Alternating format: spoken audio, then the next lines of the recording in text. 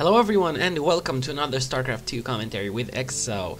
And it's really late, it's like 5 AM and I can't sleep. So best thing that I could do right now is to find something to cast, and perhaps after I've gotten a little bit sleep free I could finally get some rest. I just want to say a few things before we get to the game. Gonna put the production up tab over there for you people to watch.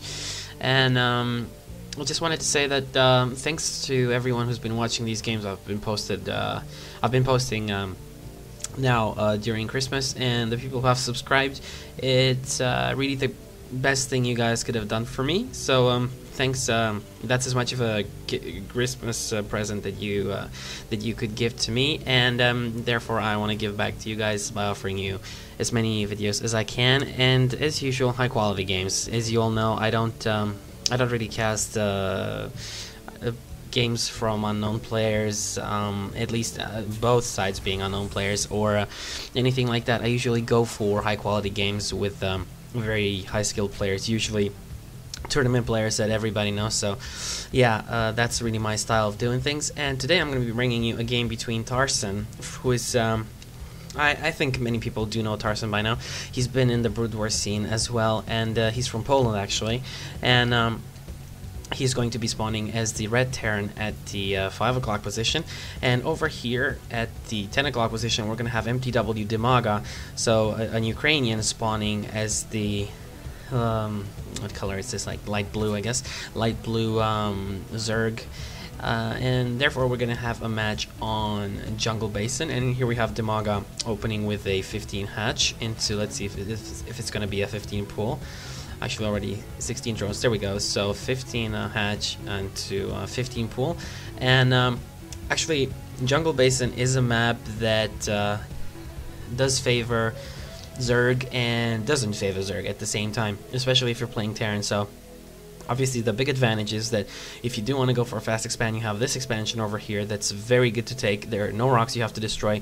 You don't have to worry about defending it too much, especially at the start, because you have these destructible rocks in position, offering you enough protection for the beginning of the game, and you only have to worry about this very narrow ramp over here that you need to defend. But the thing is, as Zerg, you're not going to be able to really block this off or anything, so you have to get either queens to spread creep over here very fast and block it off with units, or perhaps 1 or 2 spine crawlers is always something good to get. And also, at the same time, the map is not that great because of the other expansions that you're supposed to take. So the other expansions are either going to be in the middle, over here to the right, or down here to the left. Now the thing with these expansions is that they're far away, and the pathways, I mean, it's not really going to help out. I mean, either way you expand, it's not really going to help you.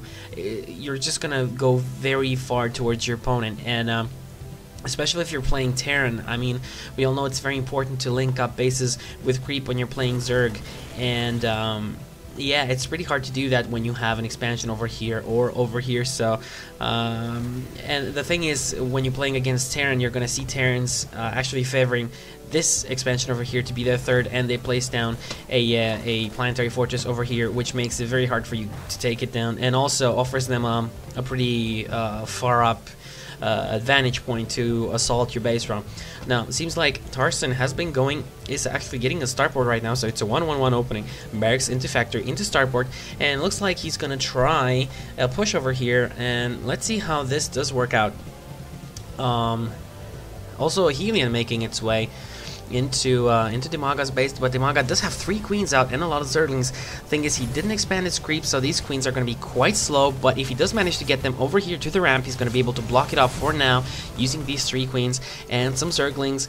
He is making a lot of Zerglings right now. Zergling speed is almost done, 16 additional links on the way. He's going to try to block this ramp off, try and keep these queens alive as much as he can. Also trying to use those Zerglings and get some additional shots off. And here we go, 16 Zerglings are about to hatch, and nice transfuse on the queen over there. Queen's doing quite a lot of damage to these Marines. Helion is not doing the best damage against the queens, and here we go, the Zerglings do pop out.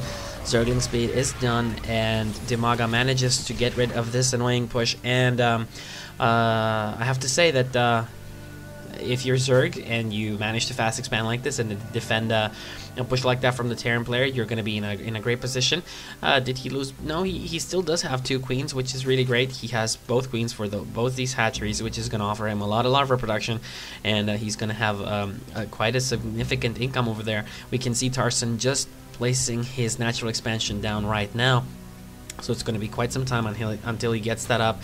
And it looks like Dimaga is already starting to work on these backdoor rocks to Tarson's natural. And let's see if Tarson does scout this out. He's probably going to see this with the Hellion over here. With the Hellion, indeed. There's lots of people. And I know it's Hellion, by the way, which is really stupid. But I did watch lots of commentaries and stuff like that in the past. And from what I remember, people were saying Hellion, so I picked that up for some reason. So yeah, it's Hellions. Anyway, looks like Tarson did get 1 Banshee out, and this Banshee is going to ward away those Zerglings. So seems like there's some add-on switching over here. He only got 1 Banshee and then switched the starport off the barracks. Most likely just wanted to get this Banshee to deal with any Zerglings that might be incoming. As we all know, Zerglings can attack air, and Banshees are great DPS. So yeah, but taking a look at Dimaga's base, we see a Spire on the way. Let's see where the Spire is at. Here we go. So the Spire is almost halfway done, and pretty soon we're most likely going to see Mutas on the field. Now, a lot of players these days are hesitant to use Mutalisk against Terrans because they're just so frightened about the fact that the Terran is going to go for an all-in push or anything like that with a lot of Marines, and if they do, then Mutas are really not going to help you. You need a lot of Zerglings behind those Mutas at least, or Roaches or something to help deal damage, because Mutas just fall so rapidly to Marines, especially stimmed Marines with Medivacs behind them as well. So yeah, usually Mutalisk only used for harassment purposes, while a lot of Zerg players still prefer to use Lings and Banelings and Fungal Growth as well, for the people who like to use the caster abilities in the game. Actually, Fungal Growth is one of the most underrated spells in StarCraft 2 right now. But the thing is, once a lot of Medivacs make their way on the field, then Fungal Growth is not really so good unless you have Banelings as well. But of course, this is pretty hard to pull off, because as a Zerg, you're going to be pretty much gas-starved if you go for Banelings and if you go for Infestors as well. And if you even want to get some Mutas out as well, you're going to need an insane gas outcome. So you're going to need a lot of bases, a lot of extractors, to get the gas you need to be able to pull something like that off. But here we have Tarson, and looks like he's going to try and attack on 2 fronts over here. Going to try doing some damage on the mineral line with this Banshee. Dimaga does scout this out. Also a drop on this side of the map at the natural. Let's see what kind of damage these Marines are going to be able to do. Stimpack is done. Let's see, that Queen does fall, and he will just... Yep, there we go. He does load up. Doesn't really lose much of anything over there. And in the meantime, Dimaga did put up a Baneling Nest as well, and is getting 2 Evolution Chambers right now. Let's see how much Dimaga is going to, how many Banelings and Mutas he's going to be able to pull out. Seems like 3 Mutalisk are on the way right now, and Centrifugal Hooks is almost done. Also, Ground Armor level 1 is on the way for Dimaga. And Dimaga has already, let's see, are these, no, actually 10 Mutas in total on the field, so that's quite a lot of Mutalisk. These Marines, I mean, that much, that amount of Marines is not going to be able to put Dimaga in any sort of jeopardy. But we can see that Tarson is actually massing up quite an impressive army in his base. Well, and this is really interesting from Dimaga. This is really ballsy what he's doing right now, and nice spreading of his. He's putting 1 Ling in front of Tarson's base, another one to the left over here next to his natural, trying to scout out as much as the map as he can. Also, it's interesting, he should maybe move this Link up here. Probably was a misclick to get the Zelnaga Tower over there. And indeed, there we go, he's trying to take out this Medivac, but doesn't really manage to. But I like what he's doing right here. If he does manage to secure this base, he's going to have a much easier time assaulting Tarson from this position. Obviously, it's much easier to link your bases with creep, but the thing is, this base is quite exposed. You can attack from here, here, and here. So yeah, you really have to amass up a quite big army to deal with pressure if you want to keep this base up. And obviously, there is no actually, I've seen some Zerg players who just morph this into a lair as soon as possible after they get it up, because it offers that HP boost which everybody wants when they have an expansion that is as far up in front as this one, and we can see he's starting with saturating the extractors. He needs the gas, and looks like he's trying some harassment over here. Doesn't really manage to do much. 2 turrets already in place and some marines with this medevac, so for time